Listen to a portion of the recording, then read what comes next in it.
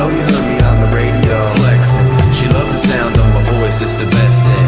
Daydreaming of the jazz all day. Pick up the phone late night with Larry K. I know you heard me on the radio. Flexing, she loved the sound of my voice, it's the best thing. Daydreaming of the jazz all day. Pick up the phone late night with Larry K.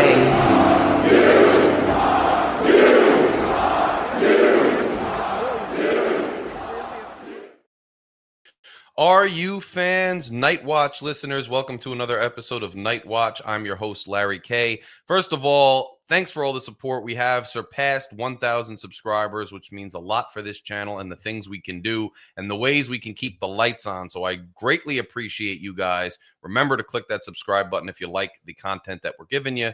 And if you're interested in ways to sponsor the show or get involved in other ways, please contact me and don't be shy. So now, we are back with another David Anderson special who has been absolutely awesome for this show and this podcast. You guys have been telling me how much you've enjoyed the content.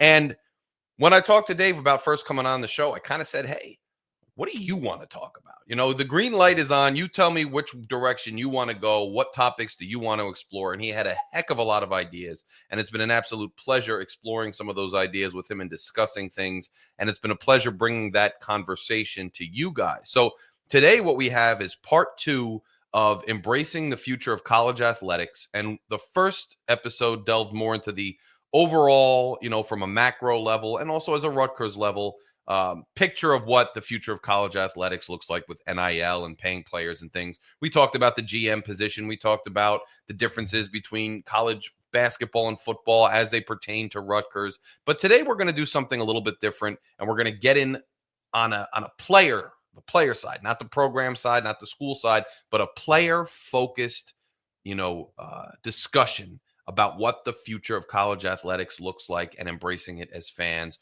one way or another. So bringing onto the show, David Anderson. How are you, sir? How are things? I'm doing well. Just got back from Rutgers baseball letter winner weekend where I was there supporting my dad. They honored the 1981 team for their...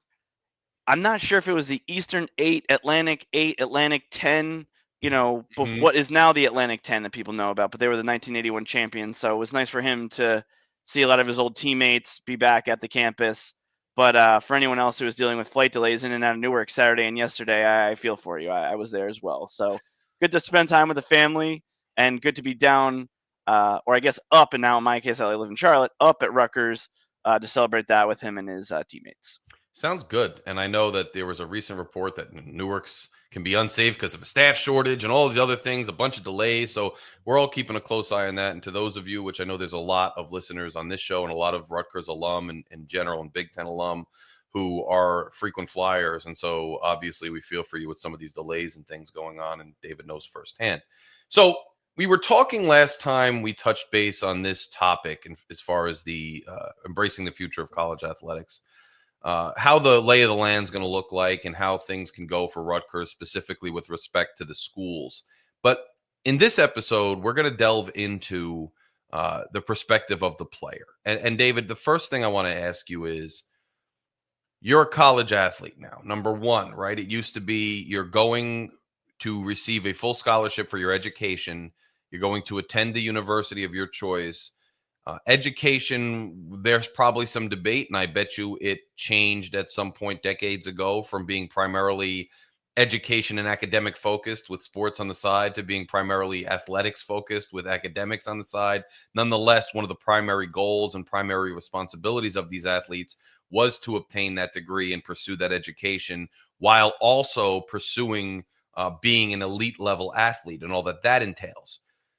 Now, with the changing landscape a step further into, financial considerations, you're quasi-professional because you're looking actively for, maybe sponsorship opportunities or balancing your financial obligations, or, how does it talk about, if you're a college athlete, from your perspective, how has it changed and changed again, in terms of obtaining your degree? Sports focus. Now you're getting money. Now you've got to get out there and earn the money, or maybe you don't. Talk about what the life of a college athlete, how does it change in this new era? And what do we need to be looking at in this new era? Yeah, so my experience was playing, and it's an interesting topic because I was comparing my experience, with my dad and his teammates when I was talking with them and the Rutgers baseball guys this weekend, and my experience was still a little bit more similar to theirs than it was, let's say, a Rutgers athlete of the same era, because in my school it was not big time college athletics. But even then, a typical day. So during the football season, the typical day I had classes in the morning, and then we would try to have our classes done by around 3 o'clock because you had to get to the field in time to have afternoon practice. Now, not every team practices in that time, but it's easier to kind of herd everyone there. Like some sports, like I remember women's basketball, Vivian Stringer would have like morning practices and they would have their class in the afternoon. So every team's a little different based on gym time availability or whatever.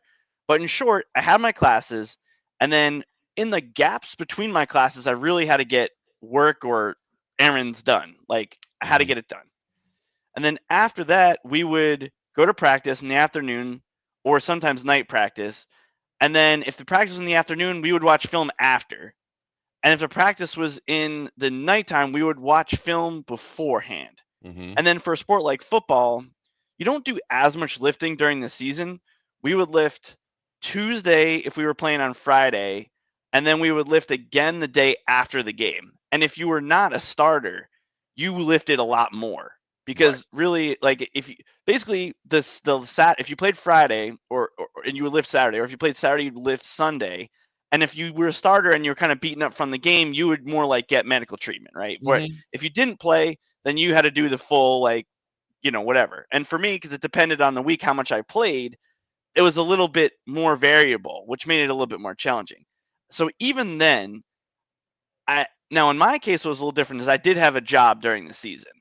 So I already had to kind of mix that into a lot of my schedule, whereas a lot of the really good guys, or if you were a really good student who didn't need money now because you were confident that, hey, maybe I'm not going to be a professional football player, but I'm going to be a stockbroker making 140K right out of the gate. In our era, that was like good money, right? Right. Now I don't know what it is, but so during the season there was like no time for anything. Like your day was pretty much figured out the whole time. And if you were below a certain GPA, you had to go to mandatory study hall after all of that. So that would be like 9 to 11 or like to midnight that you had to attend to make sure that you were kind of staying on track with what you needed to do. And so really there was an incentive to be above that line, whether that GPA line's 2.5, 3, whatever it is, so that you are not forced into that. And then if you're like in a fraternity, they had their own mandatory study hours too, because a lot of fraternities had requirements that they had to meet a certain GPA, or you're on probation in the fraternity. Yep. So like the season is just madness. So to fit in NIL, to answer your very first question, to fit in like having a podcast or selling, meeting and greeting at the local car dealership to make a few extra bucks, like there's very, very little time for that. Even for me, never mind somebody who's playing at Rutgers and they got to travel to Oregon for a game, or Washington this upcoming season, right? So that's the long short answer to your question. Two questions spring from that whole description. Number one is, you're talking about going out and doing things for your NIL, signing autographs, promoting something, whatever. Is that really even a thing? Because it seems like they're just getting paid for play. They just call it name, image, and likeness, and there's no real requirement. Maybe it's nominal. You're going to be the face of this company or that. I don't see a lot of guys going out and doing actual obligations in exchange for money. It seems like they're just getting allotted a certain amount of money, and there's not necessarily it's not necessarily how some envisioned, like the local car dealer. Sometimes it is. And it seemed like that with Rutgers early on, like Caleb McConnell and things. He actually got a deal with a car dealership to advertise or whatever it was. I don't even know if we're seeing that now. And the second question is, you talked a lot about all the obligations and how they've increased over time. You have academic obligations. You have a lot of athletic obligations. Now these guys are traveling like professional athletes cross country for their obligations. And the argument always was that I heard, college athletes are essentially professional as it is. They have all these responsibilities to the athletic program. They're worked to the bone. Therefore, they deserve to be paid. But the converse was always, and I kind of somewhat shared this, my view, just so people know, I understood the obligations were rigorous for the academic and the athletic side of a college athlete's career.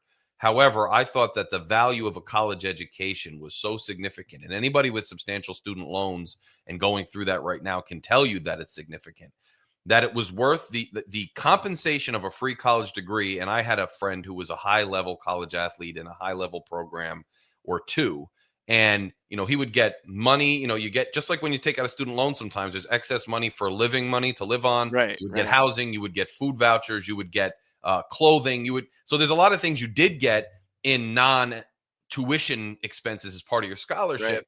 And you would obtain that degree. But I understand it was rigorous. So I was always for name, image, and likeness, which is what you're talking about, which is like, why shouldn't a guy been able, if some guy ancillary to his college degree or athletic responsibilities, other than his notoriety because of it, wanted to offer a guy a camp to run or an autograph session or a commercial, why can't he make money off of that? I was always totally for that.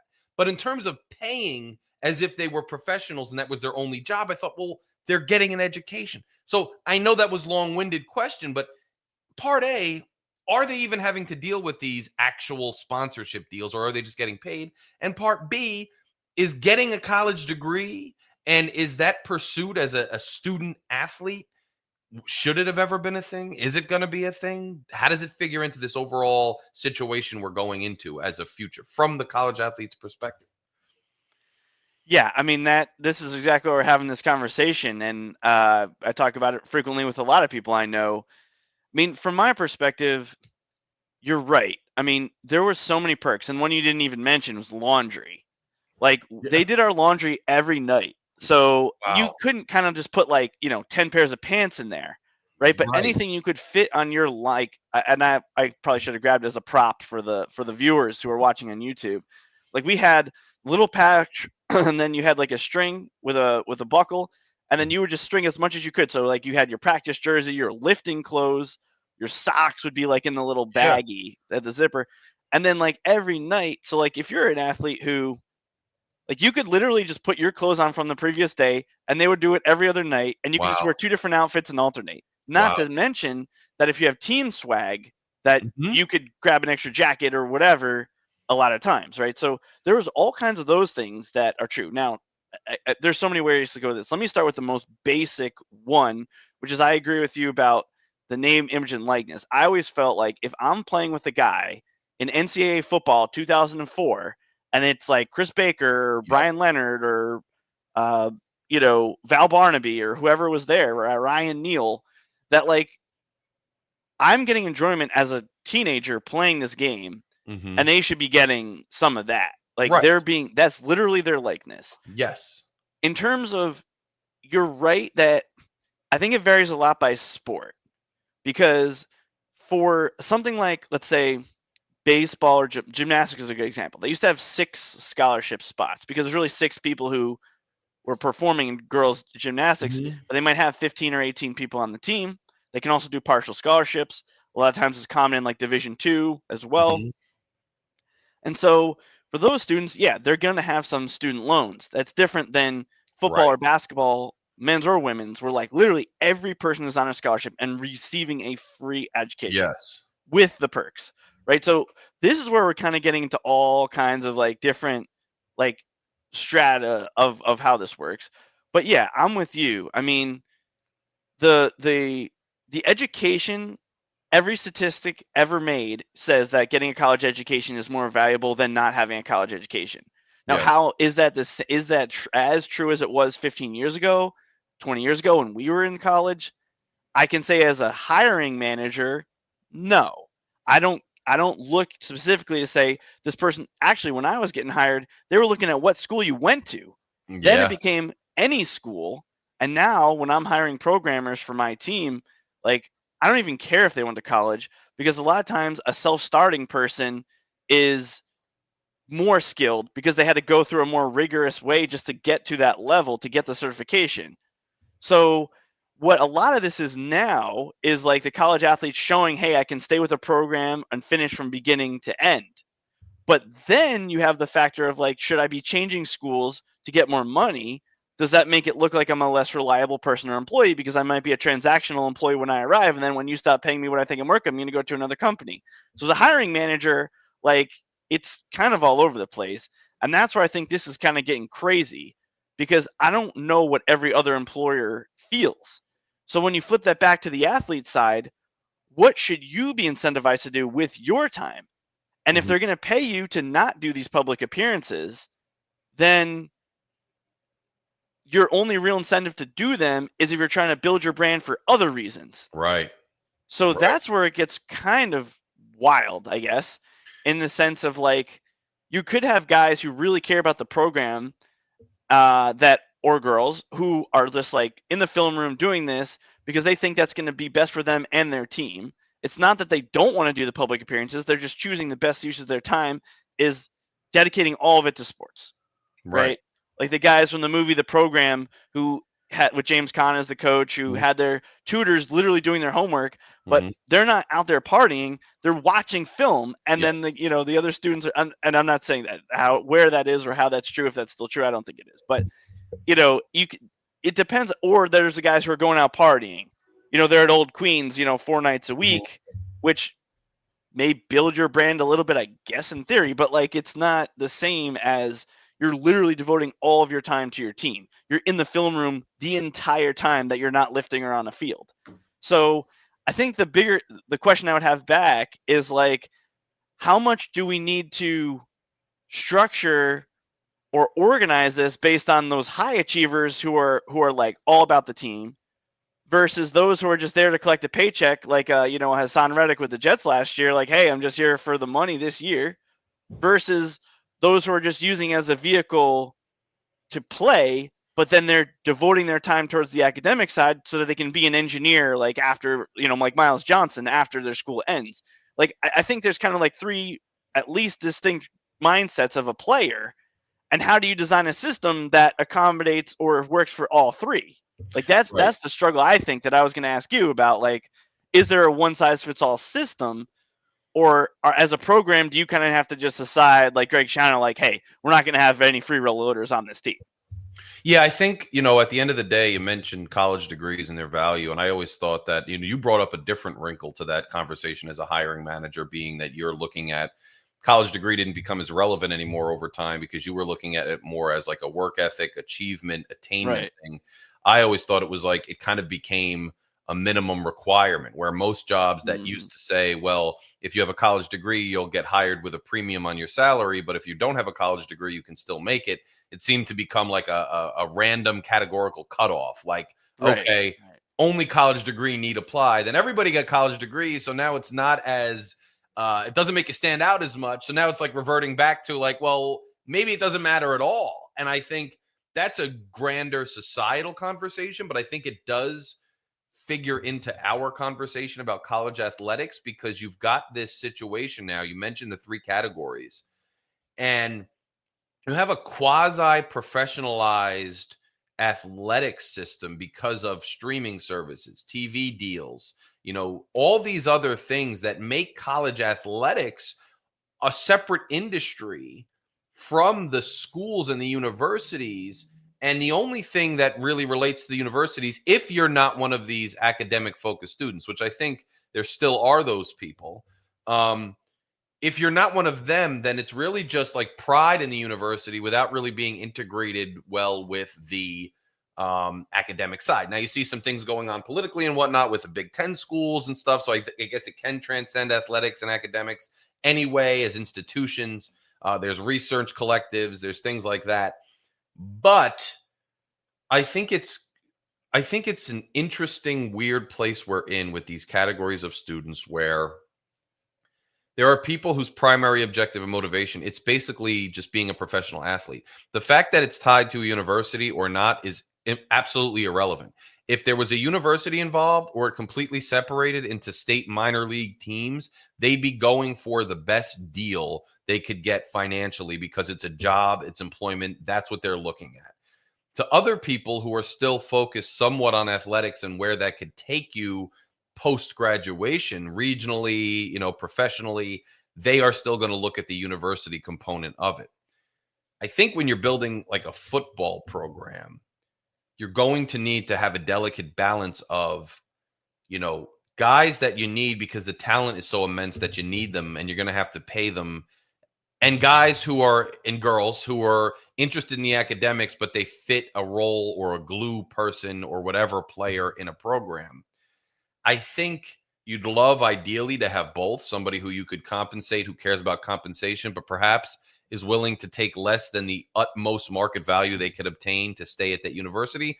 But that's not much different from a regular professional out there in the world. There's work-life balance. There's companies you believe in. You might stay at a certain place regardless of salary. I think where it's delicate now is, and I want to bring up an example and throw it back to you, where it's delicate now is you have young people with all this money being thrown at them. The money doesn't seem, in my estimation, a lot of times to really be, doesn't have a nexus necessarily to what the guy is going to bring to the team or what you can actually spend for a return on investment on the field. It seems like, well, whatever money we can muster up to beat every other team to get this guy, we're going to do it.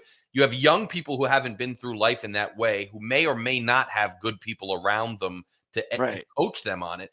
And they start to just chase that financial figure kind of regardless of these other factors we've discussed with the degrees, the region, the work-life balance, the community.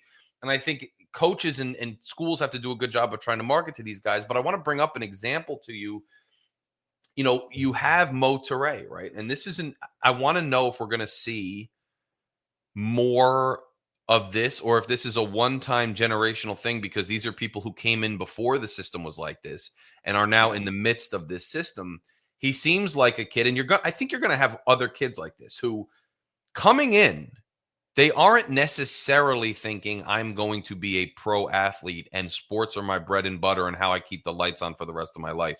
I'm going to pick a place to get a good education and where there's a chance I can develop athletically enough to maybe get the chance at the league. And that's how it always used to be, right? Right. But now that I've attained this higher ability athletically, and now schools are calling for my services, now everybody's telling me, and the common societal valuation these days is, hey, do what's best for you? And what's best for you is always the highest dollar figure.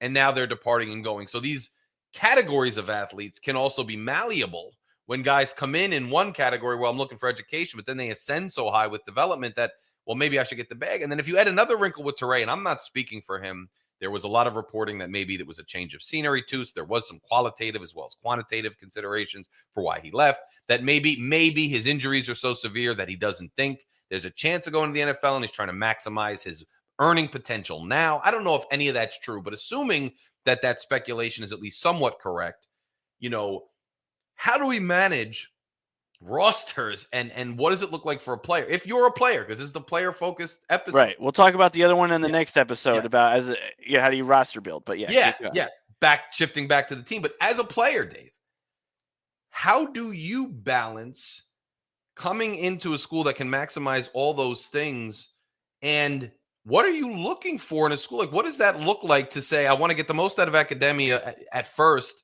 but I want the ability to pivot? I guess the system is open for them to do that because there's very little restriction on them from transferring, from doing whatever. Right. But what are you looking for in a school? How can schools best serve athletes? And even if, whether we like it or not, forget you and I, whether we like it or not, what's the best way for a school to accommodate an athlete, maybe under any of those categories with the potential to switch categories? Because, Dave, it goes the other way. What if you come in as a high-flying recruit and you're looking to maximize your earning potential and go pro? You get an injury or two, or you find out you just can't run with the big dogs. You still want your education. Now you want to fall back here. But the team says, hey, we allotted this much to you. They give you the talk. I mean, how do players get accommodated in this system? Yeah, well, the talk is obviously the huge thing that ultimately led to Salim Beasley's firing, really, right? Because obviously there's impropriety with the athletic director and everything like that. But really the reason that he was even so close to them is because they were under investigation, because they had girls on the team who they're basically like, you're medically retiring. And they're like, what? Right. And then a doctor is saying, oh, you have this injury. Like, I didn't even know I had an injury. Like, what? How is this? Right. So it's like even more than just the talk that like, hey, this might not be a good place for you. So I think the hardest part for me when we're talking about this is, at least in the past, the athletes could lean back on my scholarship is guaranteed for 4 years. Right. So if you were to pivot from, like most guys, especially in football and basketball, every single one thinks they can go to the NFL or the NBA, or at least basketball, I can play overseas, as a pro for a couple of years. And that generally was true for most of them, especially in like the 90s and 2000s. Mm-hmm. But if it's not guaranteed for 4 years, then honestly, I don't really know how you approach it with your mindset. The one thing I would say is like the advice I was actually given to my mom, former Rutgers gymnast, who is applying to jobs now that all of us are getting older, and my younger brother's, the youngest adopted one's 11. Like the advice I'm trying to give her in her job, which is also my sister who's applying to her first jobs, like it's kind of interesting that we're doing this, but it's basically like you can't worry about 2 years from now or swapping with someone at another physical location and swapping backups and what. Like, no, you got to be focused on like right now. And so if you're focused on right now, there's two parts of that. Does right now just mean focus on getting the money, or does right now mean focus on getting the best that you can from an academic standpoint? And ultimately where this is going, and I'm sure of it every day that passes, is we're ultimately going to end up in like a club sports model that most of the rest of the world has. And that's really, we'll talk about that at the end when we get to where this is really going. But from a pure individual perspective, I'll give an anecdote, right? So my wife played professional volleyball in France. Mm-hmm. Okay. She did not take advantage of the club environment that she had when she was in Brazil. Mm-hmm. She just basically went to different high school every year. So kind of like these athletes are now, there was no rules. So she would go to whatever high school right now made the most sense with whatever club it is, and didn't learn that much in high school. Right. And so, and because, you're not going to complete the year, you're going to go to another school. And that's how it is now, Dave. I mean, basketball, it's like they're not even students. They're there for the season, which is like barely a semester and a half. Right. So, but in her case, and perhaps this is where this might make sense, right? So that was her high school experience. Then she gets to the U.S. and it's not that way. So like she transferred she was an NIA player and then transferred to Division I, et cetera, et cetera.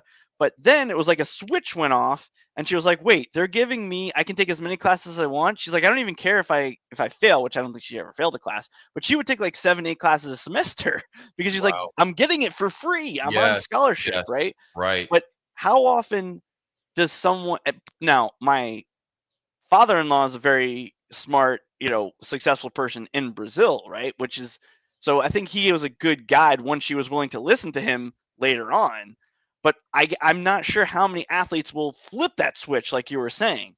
On the flip side, we have plenty of friends who, are like, we're professional volleyball or basketball players in Brazil who are like engineers.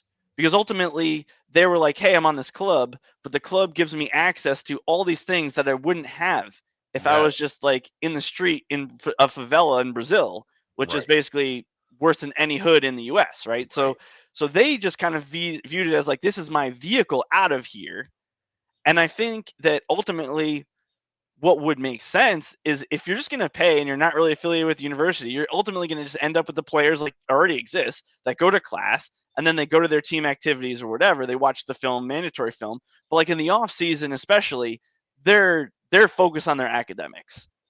And then you have another group who are like you're saying, they don't even go to class type of thing. I'm not saying this is a Rutgers specific thing. This is a nationwide problem, obviously. So I'm not sure how you do it other than identifying. And I think this is where football is a little easier because the roster size is so big that you can have kind of people from the 3 different groups.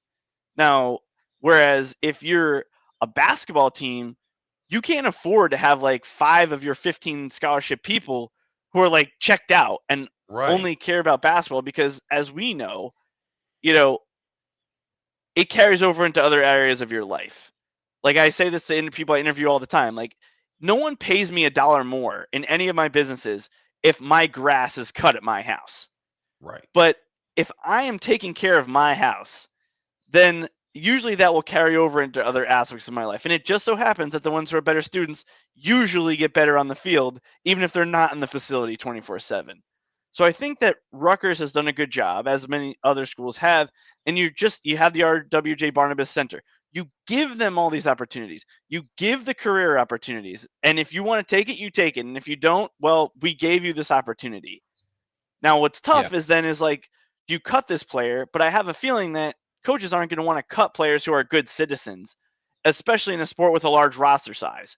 But again, this is where basketball kind of gets in the tough area because you don't have room for that.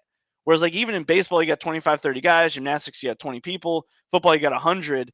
Like, yeah, you can get by with a glue person who's a role player on your team. But in basketball, I don't know if Pikiell has that luxury to kind of keep his good citizens around. And he's like a good handshake guy, like you said. So I think it's going to be, like we talked about the very first episode, some universities are going to zig, some are going to zag. Some are basically going to say, you don't even have to come to class. If you want to, go ahead. If you want to have our career opportunities, you can. But ultimately, what I would try to do if I were a school would be sell those things. Sell the career services, even if they're not academically geared. Sell the classes to those who have a good support system and are interested in it. Some of it's as simple as like Ray Lewis. They sold his mom at, hey, your son's going to get 3 meals a day if he comes to Miami because they were so poor. And Bobby Bowden used to do that at Florida State as well. Like for some families, it's just the stability of that, right? So I think as a school, you got to just figure out like how willing are you to kind of like not necessarily cut bait, but like have very, very low requirements from an academic standpoint for some. But in the grander scheme, most of the kids are going to want to stay academically qualified, use it as a vehicle. And I think the number one positive about Schiano is when you're training people to become an adult, to be a productive member in society, they will pick up, they'll see the value in the academics, the career services, these other programs that you have. It's the selling part is getting them to buy into that. And I think that's where, as a university, I would try to structure top down, president, athletic director, all these positions that Rutgers doesn't have filled, to say this is our vision for what our athletes need to do. And in saying that, you mentioned before that some guys are about the team and other guys are, I think that there's a duality in that. If you're about the team and the on-field product, and you just said before, if you're going to work hard on the field, if you're going to work hard in the classroom, you're probably going to be that type of individual, work hard on the field.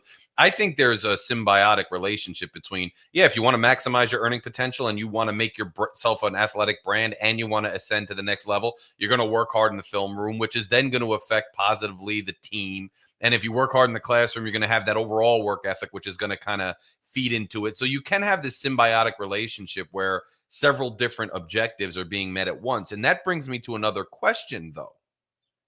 At present, you have a lot of pushback whenever, especially on the TKR board, there's a lot of pushback whenever I bring up the idea that, and I understand people will immediately pivot to collective bargaining, to antitrust law, and you can't do it, so forget it. And yeah, I get that. But assuming that there is some settlement or some congressional movement down the road that allows for a waiver, that allows for some sort of collective bargaining, that allows for some sort of contractual issue here between the schools and the athletes. At present, a lot of people, and especially agents and attorneys, I think, no, we love the free-for-all. We want to leave when we want, earn what we want. We don't owe you anything. We don't have to tell you anything. We don't like we don't care about academics if we choose not to. We're leaving. We're hopping. You can't touch us at all. You don't have the right. It's antitrust. Get out of my face. All well and good. But you just brought up some interesting things. And we started that conversation talking about the talk or the fraud where it gets really bad with the phantom injuries or new injuries. Right. Down the road, from the athlete's perspective, would it not benefit them as well once we get through this initial, hey, do whatever you want, earn whatever you want, in the long run? Because remember, Dave, there's a lot of people that enter the portal that never find a home, okay? Right. Or they find a home that's not what they wanted it to be. So it's not like this portal is a win-win-win-win-win for every athlete out there. The high-profile guys, maybe. Not everybody. So would a system where there's more of a mutual contract and meeting of the minds between players and athletes and universities benefit both, in the sense that you were just talking about, hey, we're going to make these academics available to you, these career opportunities available to you, and we want people that are going to buy into whatever our vision top down is for athletic programs, whether it's a mix, and it probably will be, of quasi-professionals who want to, hone their craft and go to the next level, and academic-oriented people. We have this general structure you could, take advantage of or not. But from the athlete standpoint, it's going to benefit you to concentrate somewhat on athletics because there's some contract that's going to keep you here for a while. So you're going to be working to, you and I both know, you transfer schools once in the middle of your education, you could bring a bunch of credits and you still have 2 more years to get a degree. You transfer 5 different times and you don't even finish a semester, you might not even get a degree.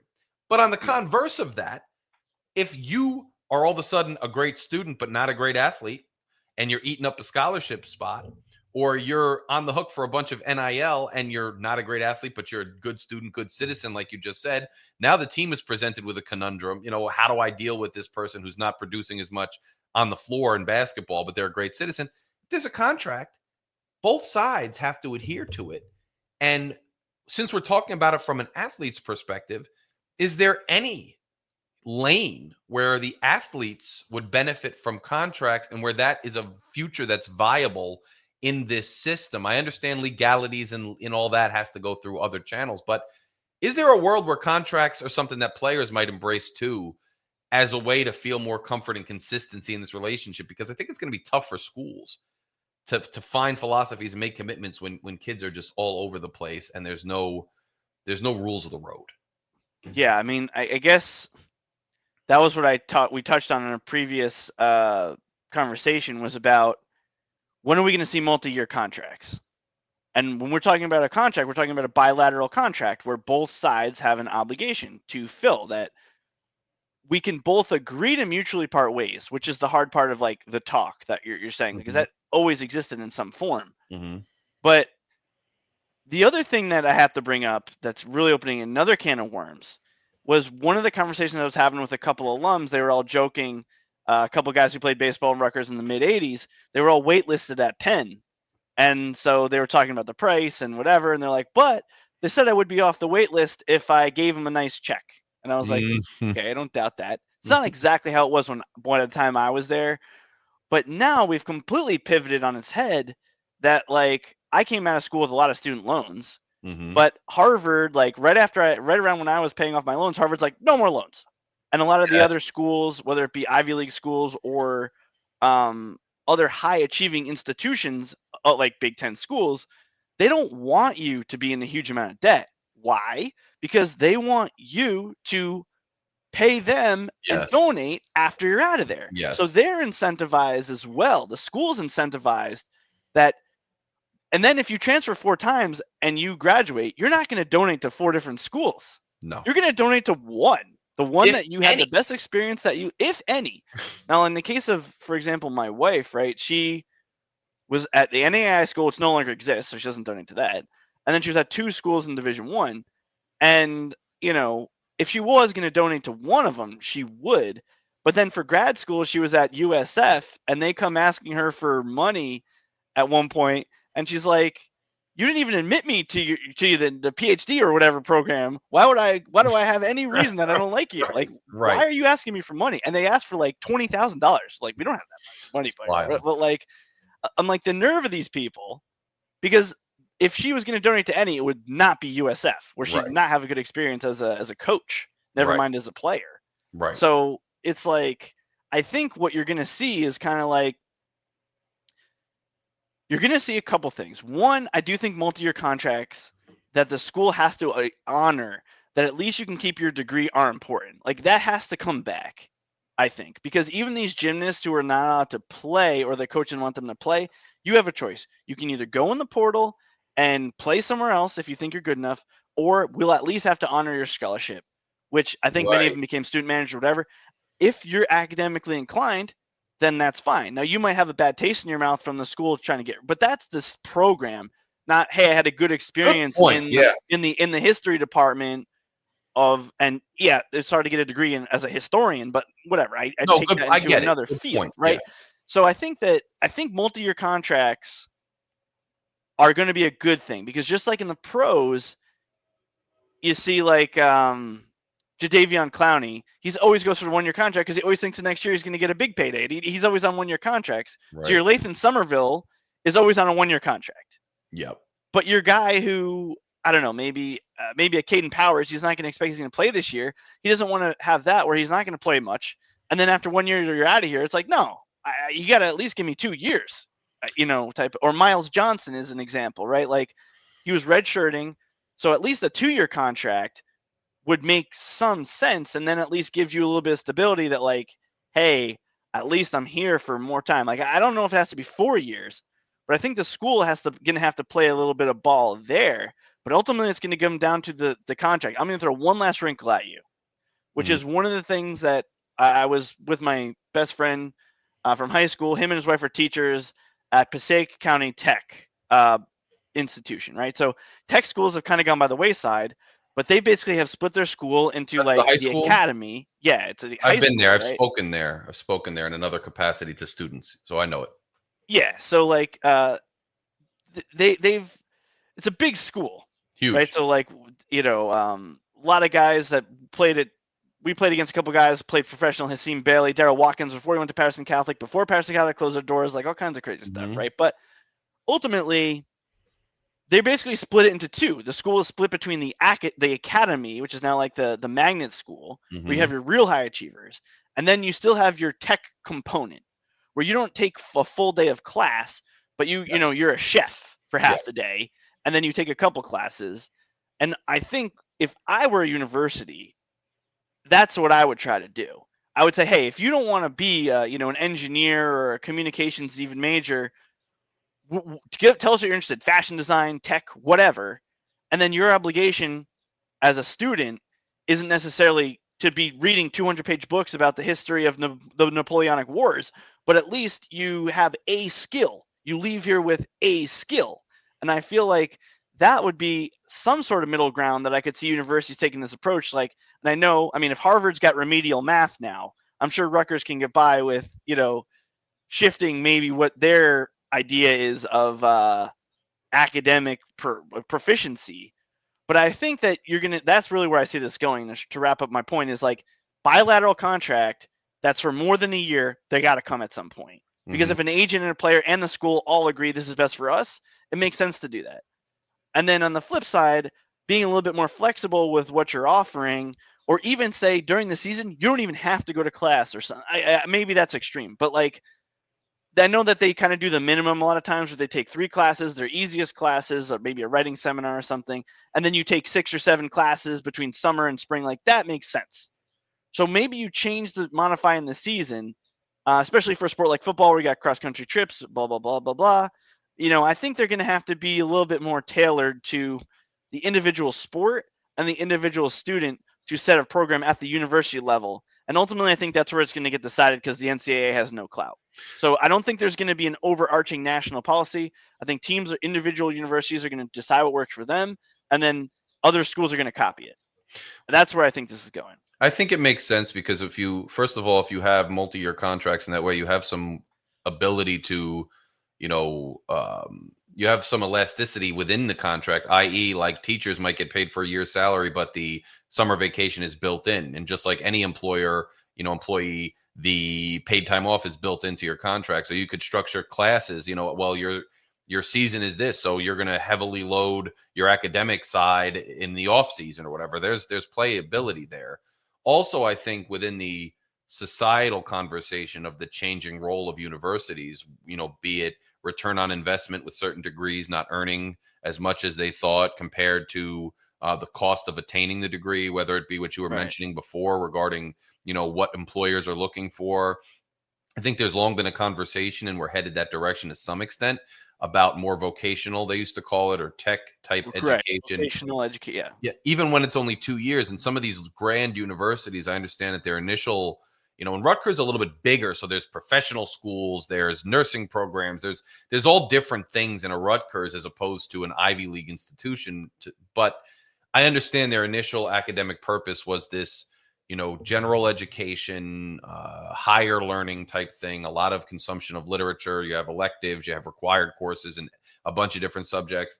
And there might have to be some elasticity within that too, to like change the way you achieve certain educations. But these universities might have to participate in this tech vocational type skills training as well. And that could be a way to fit into a smaller contract for a smaller number of years, et cetera, and Right. work. So it makes sense what you're saying. I could see it. I think the legalities and the lawsuits and the It's gonna be congressional stuff, crazy. that's all got to happen, and we got to figure that out. But the last thing I want you to just talk about briefly before we wrap up here is, assuming we're just in the current state of affairs. And I understand the caveat that I brought up early in the show, which is, you're kind of just getting paid to play. You're not really getting necessarily a sponsorship deal with a company or whatever. But maybe a school could offer that. Assuming our current environment, what can schools be doing to best foster students from their perspective in this NIL era where your primary focus is not just education, but you still got to go to class right now to some extent. You still got to be working while you're there, even if it's for just a semester or less, some way, somewhat academically, but you're also worried about money. You also may have a sponsorship deal or a speaking engagement of some sort, depending how it works. You're also expected to travel these great distances. What can schools do for students from their perspective to best accommodate this new era of college sports just right now, assuming all of our ideas and things have not yet come to fruition, because they haven't yet? Yeah, I would say the best thing you can do is help equip the students with skills that they'll get paid for in the marketplace. The same thing I would say to anyone, whether they're an athlete or not, right? Give yourself skills that people are willing to pay for. Mm-hmm. So as a university, you need to foster your students to develop skills that other people are willing to pay for. And then that would pay for itself, because then they had a good experience and they give you donations, whatever. They're a good ambassador for the school. That's what I would say. And so you can be creative with how you do it. And I would say there's probably not too much legality with something like, let's say Tyrone Powell and Robert Longerbeam had the Ream and Beam podcast, right? Mm-hmm. Whether you structure that as NIL money, or whether you can somehow finagle that's their like work study job for anyone, if that's even, I don't know how, but I would try, if I was, especially in basketball when you don't have a lot of guys, I would try to come up with as many different ways to have these earning opportunities for my players. Now, podcast is a good example because I think that was a success. I think it put their face out there. I think it was probably good for the NFL. I know Powell didn't get drafted, but I definitely think it helped Longerbeam, because there's NFL has tape of his college on the field. They had his interviews, and then they see that, like, this is a guy who had to prepare for these. This is a guy who his face was out there publicly. He didn't deface Rutgers, so as an NFL team, he's not going to deface us, like, probably. So I think that and this is where I think career services is the biggest selling point.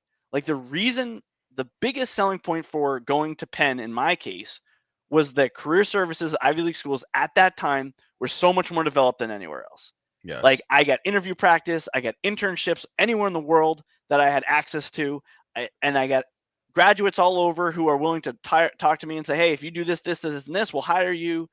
And I think you have to gear it there, because the biggest thing that students don't know is they don't know what jobs exist.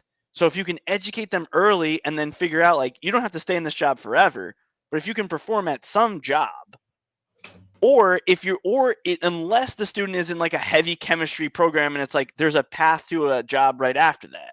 But to your point, if you're a psychology undergrad, there's only so many psychology, now that you got better help or whatever, there might be more opportunities.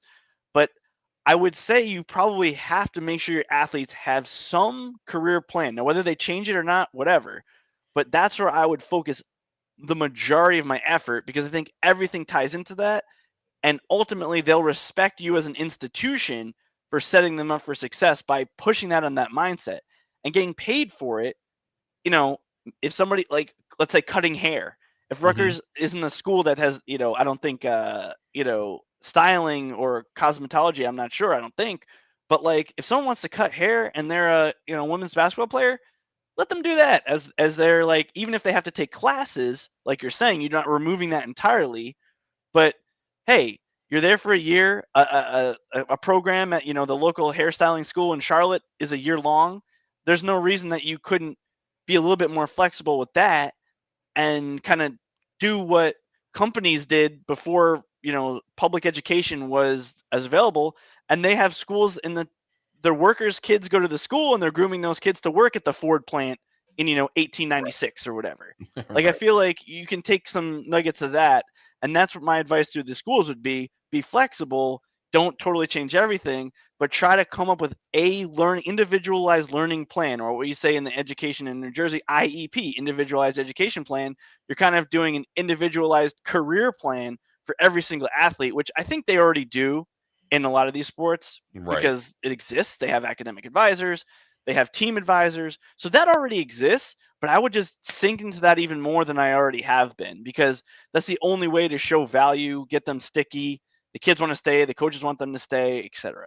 Yeah, and it ties in the NIL, even if it's nominal and they would have gotten it anyway. At least there's some assignment of funds to a project, and you can now justify it on the back end. Plus, they're learning a skill. They have an actual job. There's some NIL involved in what they're doing actually, but they're also getting some sort of education. And if schools do it well, perhaps that's another incentive for an athlete to attend that school. But guys, this was our episode on part 2 of Embracing the Future of College Athletics. This was much more from a student athlete based perspective. A lot of things that we're talking about because the system is in flux and it's in rapid flux. And so things are changing so quickly and it's hard for us to even get a grasp on. It's like a running water in front of us we can't grab onto, and it's accelerating quicker and quicker. But hopefully we gave you some things to ponder and stimulated you intellectually a little bit. We will be back with part 2 of The Ceiling for Greg Schiano and the football program. And then we will have another part on embracing the future of college athletics down the road. So as always, click subscribe to support us and continue to tune in. Remember, if you're watching on YouTube, you can get this as an audio podcast on any major podcasting platform. And if you're listening on audio, you can watch us on YouTube at Night Watch Larry K. Just search it on Google. Dave, tell the people where they can find you, what you got going on upcoming. Well, right now on Off Tackle Empire, we did some schedule reviews for football last week, where Rutgers was voted by the group as the second toughest schedule in the Big Ten next year. So we had one. I was a contributor to that article.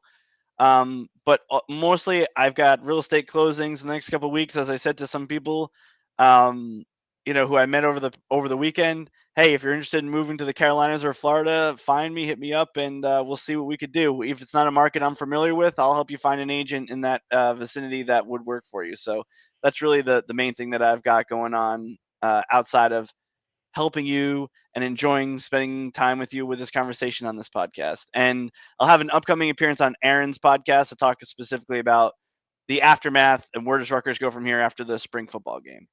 The Scarlet Faithful, that is. The Scarlet Faithful. Make sure you turn in there. Great stuff from Aaron. I've been listening regularly. I will have some videos on you on my take on the latest gets on the transfer portal and roster building with the football program. So stay tuned for that. And I'll also obviously be touching base on some football related predictions and analysis as we head into the season with David Anderson. So keep it locked here for Night Watch, to Night Watch for all Scarlet Knights news and conversation, and keep it locked to all the other creators as well. We have quite the community humming right along for all of you who bleed Scarlet. So we will talk soon. And until then, Larry K and David Anderson are out.